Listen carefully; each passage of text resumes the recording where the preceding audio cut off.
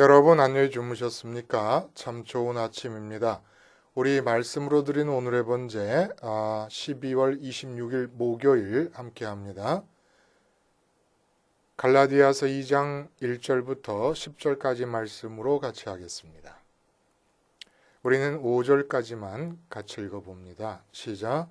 14년 후에 내가 바나바와 함께 디도를 데리고 다시 예루살렘에 올라갔나니 계시를 따라 올라가 내가 이방 가운데서 전파하는 복음을 그들에게 제시하되 유력한 자들에게 사사로이 한 것은 내가 다름질하는 것이나 다름질한 것이 헛되지 않게 하려 함이라. 그러나 나와 함께 있는 헬라인 디도까지도 억지로 할례를 받게 하지 아니하였으니 이는 가만히 들어온 거짓 형제들 때문이라. 그들이 가만히 들어온 것은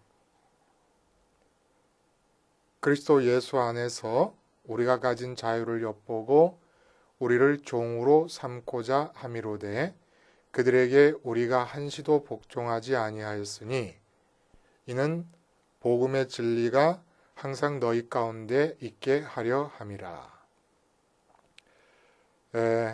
오늘 우리가 함께 읽은 말씀 중심으로 아빠와 함께 춤을 이라는 제목의 하나님 말씀 증거합니다.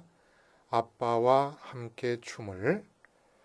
여러분 서양 영화를 이렇게 보다 보면 이 사람들의 문화가 그래서 그런지 춤을 추는 장면들이 많이 나옵니다.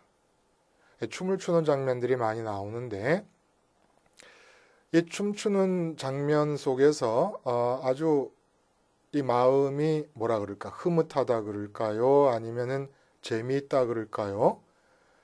그런 느낌을 주는 장면이 나오는데 어떤 경우냐 하면 아주 어린 딸들이 있지 않습니까? 그 아주 어린 딸들을 아빠나 아니면 할아버지나 아니면 삼촌이나 다가와가지고 달랑 가슴에 안고 한 손으로 안고 한 손으로는 춤추는 자세로 이렇게 쭉 뻗어서 잡고 아이들의 발이 땅에서 떨어져서 동동 하늘에 떠 있는 채로 춤을 추는 경우가 있습니다. 그 몸이 어린아이들의 몸이 흐느적거리면서 이 발을 보면 흐느적거리면서 그 아빠의 리드미컬한 움직임에 맞추어서 움직이게 되지요. 이게 바로 아빠와 함께 춤을이라고 하는 제목의 내용이 되겠습니다. 근데 이렇게 춤추는 모습을 연상하면서 우리가 할 수 있는 얘기는 오늘 본문이 계속해서 갈라디아 교회의 율법주의적인 사상으로 무장된 거짓 형제들이 들어와서 교회를 교란시키고 있는 점에 대해서 지금 사도 바울이 편지를 쓰고 있는 거 아닙니까? 근데 그 율법을 이스라엘 선민들에게 받아서 전해준 당사자인 모세의 경우를 우리가 보면은 이 모세는 결코 성경상에서 볼 때 율법을 지킨 사람이 아닙니다. 율법을 지키려고 애쓴 사람도 아닙니다. 그렇다고 모세가 율법을 어겼다고 말할 수도 없어요. 그럼 뭐냐? 모세는 율법을 지키지 않았고 어기지도 않았고 모세는 언제나 여호와 하나님 품에 안겨서 어린 아이처럼 하나님과 함께 춤을 춘 자입니다. 하나님의 움직임에 자기의 몸을 얹어놓고 그 하나님의 리드미컬한 움직임을 따라서 움직였을 뿐이지 그는 율법이라고 하는 문자화된 객관적으로 내 앞에 제시되고 있는 어떤 원칙을, 행동의 원칙을 따라서 움직인 적이 없는 사람입니다. 그러니까 율법이라고 하는 문자화된 원칙이 끼어들 여지가 없을 정도로 여호와 하나님과 밀착이 되어 있었던 사람이에요. 살아계신 하나님을 눈앞에 보는 가운데 그 하나님을 외면하고 문자화된 율법을 바라보면서 그 마음으로 율법을 기억하면서 그 율법을 지켜야 될 그런 틈새가 없었습니다. 그런 공간과 여유가 없었던 거예요. 하나님과의 밀착의 정도가 그렇게 강했기 때문에. 그래서 우리는 모세가 여호와 하나님과 함께 춤을 췄을지언정 율법을 지키려 하지는 않았다라는 것을 알 수가 있습니다. 근데 하나님과 함께 하나님의 움직임에 얹어놓고 모세가 움직였기 때문에 모세의 모든 행동은 하나님의 마음 바깥에, 하나님 마음에 들지 않는 게 있을 수가 없는 것이지요. 이게 바로 복음이 우리에게 주는 자유라는 얘기입니다. 율법으로부터의 자유. 이게 지금 갈라디아서의 주제이거든요. 복음 안에서 누리는 자유. 그 자유의 내용을 비유적으로 표현하면 아빠와 함께 춤을 추는 것입니다. 그럼으로써 모든 율법으로부터 자유한 것이에요. 또 그런 예를 또 하나 들면은 주님께서 제자들에게 전도를 명하시면서 이렇게 말씀하시지 않습니까? 너희들이 사람들에게 붙잡혀서 재판정에 서게 될 때 무슨 말을 하게 될지 미리 염려하지 말아라. 그 재판정에서 임하시는 성령님께서 너희가 할 말을 가르쳐 주실 것이다. 이렇게 얘기하십니다.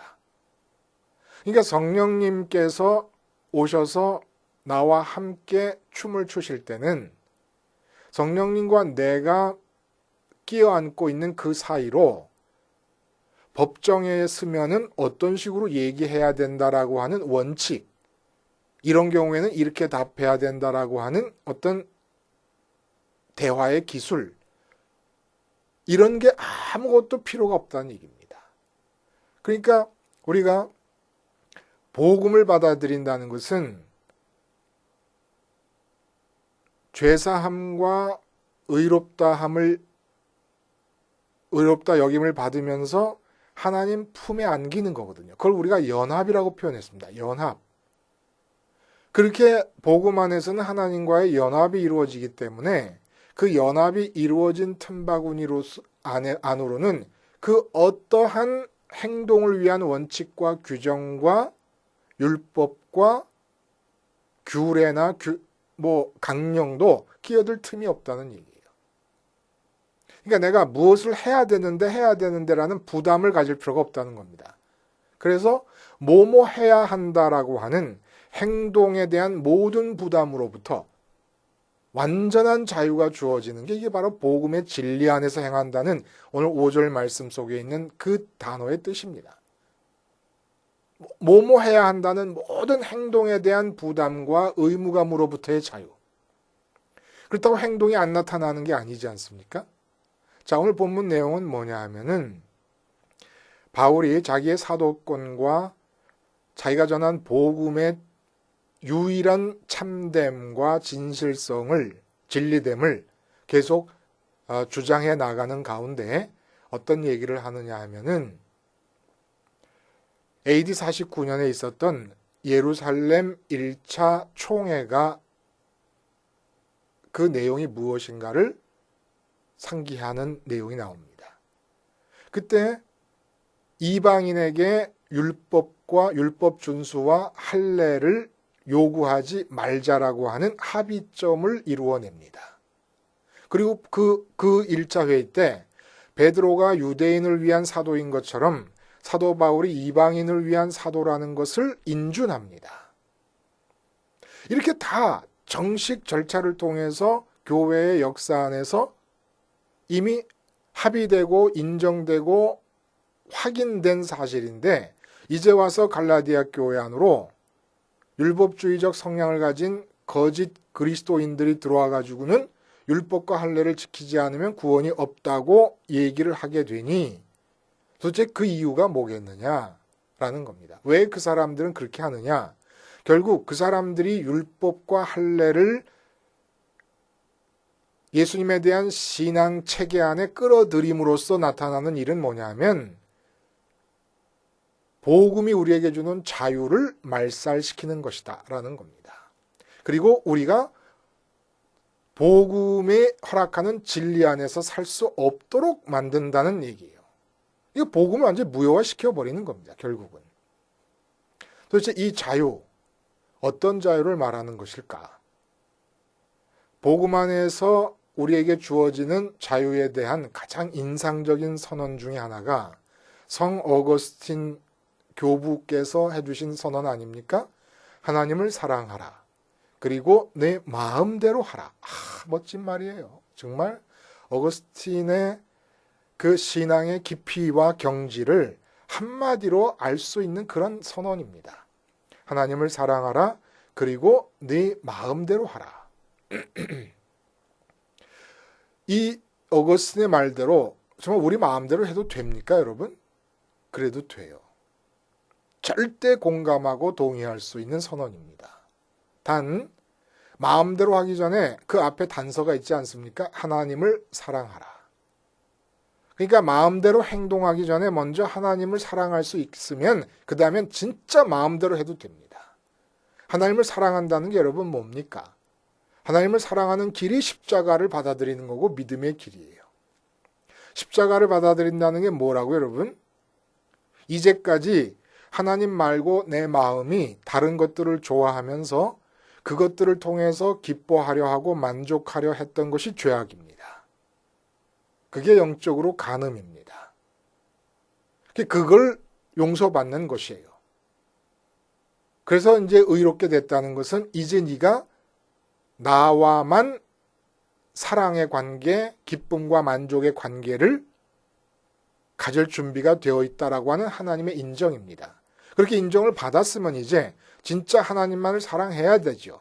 그래서 내 마음에서 부족함이 느껴지고 무엇을 갖고 싶다는 소원이 생길 때마다 그 소원을 다 우리는 어떻게 합니까? 다 환전합니다. 어떻게 환전합니까? 내가 예를 들어서 백 하나를 갖고 싶다. 명품 백을. 그러면 백이 없기 때문에 내가 부족함을 느끼는 게 아니다. 이거는 하나님께서 내 마음에 충분히 들어와 계시지 않기 때문에 부족함을 느끼는데 그 부족함에 대한 느낌이 백을 갖고 싶은 것으로 나타난다.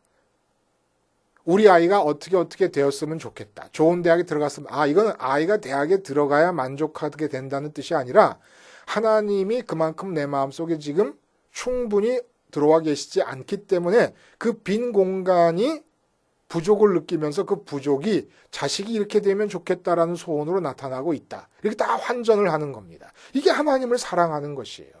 이렇게 하나님을 사랑하기 위해서는 어떻게 해야 됩니까? 그 소원들에 대해서 십자가 붙잡고 죽으면서 하나님을 향하여 하나님께서 들어오시기를 기도하고 기다리는 겁니다. 이렇게 해서 하나님께서 내 마음에 들어오시지 않습니까? 이게 매일매일 이루어져야 된다는 거예요. 날마다 죽는다는 것은 날마다 하나님을 향해 산다는 것이고 날마다 세상 소원에 대해 죽는 것이고 하나님에 대한 소원으로 하나님으로 채우면서 만족감을 느끼며 살아간다는 것이니까 이렇게 하나님으로 만족하게 되고 기쁘게 될 때에 그 이후로는 무엇이든지 마음대로 해도 된다는 겁니다. 왜 그러냐면 그렇게 하나님만으로 만족하고 기쁨 상태가 뭐냐면 어린 딸이 아빠의 품에 안겨서 대롱대롱 매달린 상태가 됩니다. 이제 그때부터는 하나님 때문에 온전히 만족해져서 더 이상 바랄 것이 없는 마음 상태가 된 이후로는 그 절대 평강의 이후, 샬롬의 이후 상태로는 어떤 일이 벌어지느냐? 딸을 품에 안은 아버지가 움직이듯이 춤을 추듯이 그러면 딸은 그 아버지의 움직임에 얹혀져서 움직여 나가듯이 그렇게 우리의 행동이 나타나게 된다는 얘기입니다. 그러면 도대체 율법주의자들은 왜 율법주의가 되는 것일까요? 왜 내가 율법과 원칙과 강령과 규정을 따라서 행동해야 된다고 생각을 하는 그 강박관념에 사로잡힐까요? 그것은 내 마음에 사랑하는 것이 있어서 그렇습니다. 그래서 얽매이는 거예요. 내 마음에 하나님 말고 사랑하는 무엇이 있으면 그것에 의해서 행동이 규정이 됩니다. 여러분, 얽매임이라고 하는 단어를 우리가 사용하면 이 시대에 얽매임이라는 단어와 관계돼서 가장 많이 회자되는 이야기가 뭡니까? 법정 스님의 무소유에 관한 이야기입니다. 무소유라는 제목의 수필이 있잖아요. 내용은 단순합니다. 좋은 난 화분을 2개 아는 사람으로부터 얻어서 정성껏 기르십니다. 그러다가 문득 깨닫게 됩니다. 아, 내가 지금 모든 행동에 제약을 받고 있는 이유가, 그리고 이렇게 부담감을 느끼는 이유가 바로 이 난초를 내가 마음으로 사랑하고 집착하고 있기 때문이구나라는 걸 깨닫게 됩니다.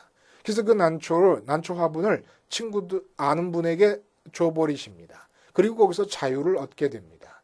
그래서 가짐으로써 자유를 얻을 수 있는 게 아니라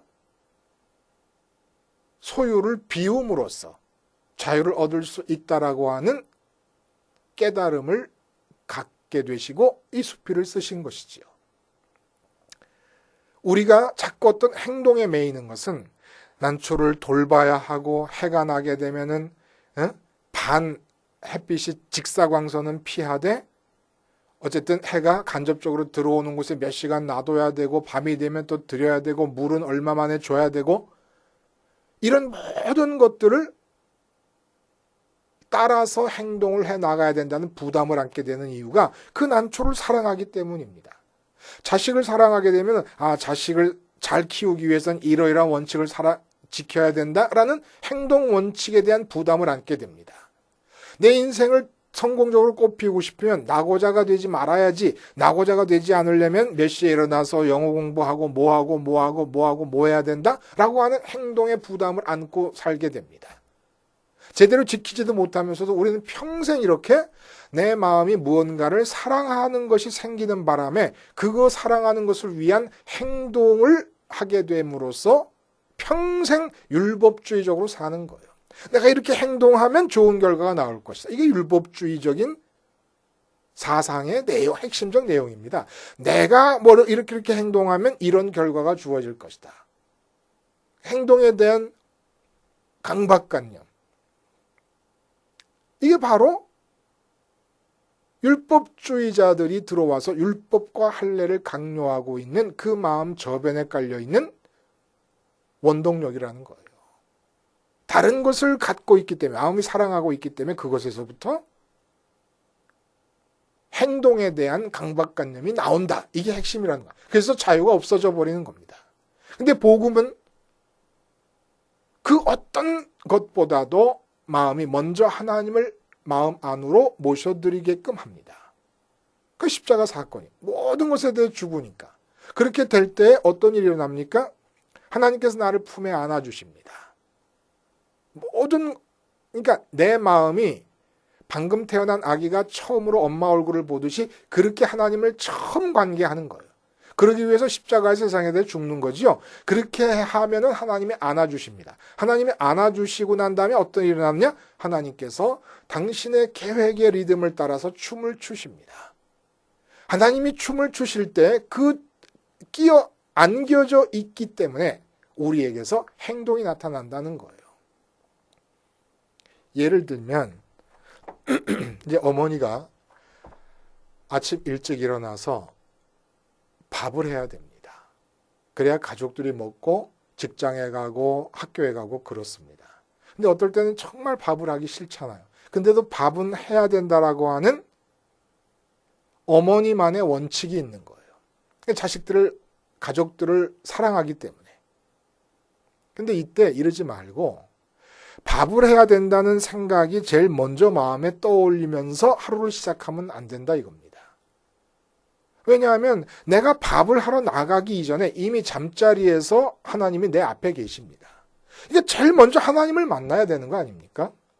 옆에서 자고 있는 남편보다도 더 가까이 계신 분이 하나님 아니십니까?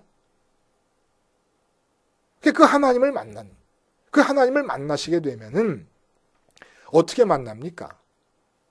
십자가를 통해서만 만납니다. 하나님의 이름을 부른다고 만나지는 게 아니에요. 그건 종교심의 발로입니다. 하나님은 언제나 십자가를 통해서만 만나져가지고 십자가에서 죽어야 돼요. 뭐에서 죽어? 내가 밥을 해야 된다는 이 행동 규정에 대해서도 죽는 겁니다. 내가 직장을 나가야 된다라고 하는 이 행동 규정에 대해서도 내가 죽는 거예요. 얽매이지 마세요. 먼저 그 모든 것들에 죽고 하나님을 찾습니다. 하나님을 사랑하는 거예요. 그렇게 하나님을 찾아서 하나님께 내 마음이 가고 내 마음 안으로 하나님이 들어오십니다. 시간을 내서 기도하는 거예요. 아침에 30분 1시간 기도하면, 또 아침에 가능하면 오늘의 번제 같은 이렇게 십자가 말씀을 듣고 기도하는 시간을 1시간 갖고 하루를 출발하면 나머지 23시간은 다 아빠와 함께 춤을 추는 시간입니다. 근데 이 1시간 할애를 못해가지고 먼저 하나님을 끼어안지 못하고 먼저 하나님의 품에 안기지 못하면 24시간 뭐뭐 해야 된다라는 행동에 대한 강박관념에 의해서 움직이게 됩니다.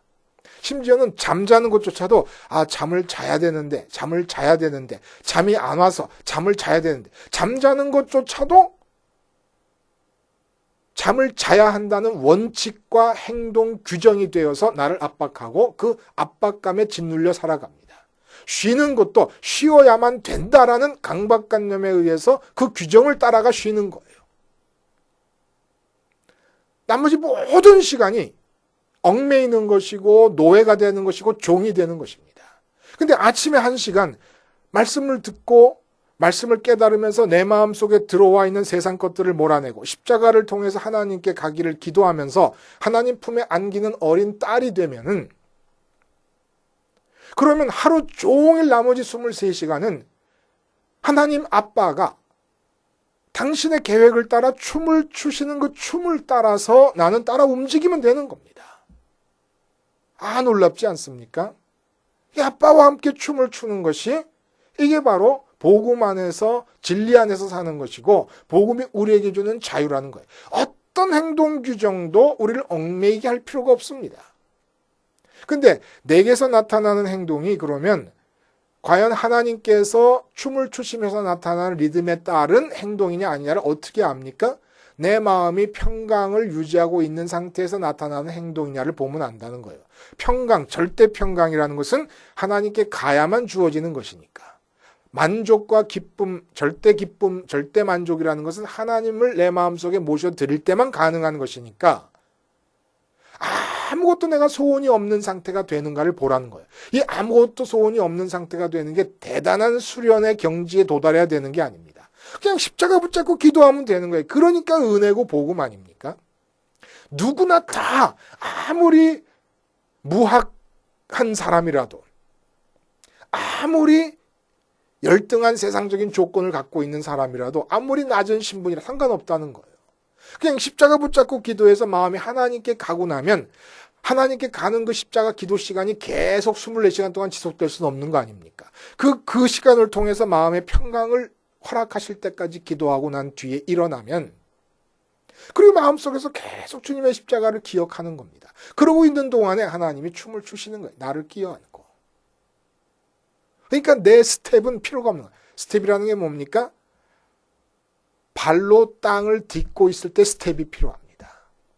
스텝 없는 춤을 추는 거예요. 스텝 없는 춤을. 하나님께서 땅을 밟고 나를 끼어안고 달랑들어서 춤을 추시니까. 이런 삶.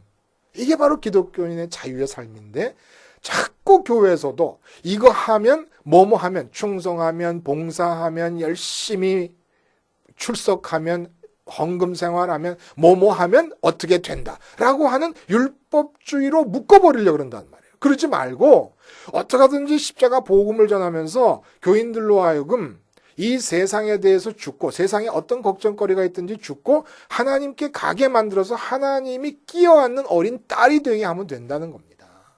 그러면 알아서 다 하나님께서 교회 봉사도 하나님이 춤을 추시는 리듬을 따라 하게 될 것이고, 직장 생활도 그렇고 가정 생활도 그렇고 다 하나님께서 움직이시는 그 춤의 리듬을 따라서 움직이는 교인들이 될 거예요. 그러니까 다 모든 교인들이 10명이든 100명이든 1000명이든 하나님 품에 안겨서 춤추는 그 리듬을 따라 움직이는 모습을 한번 상상해 봐요.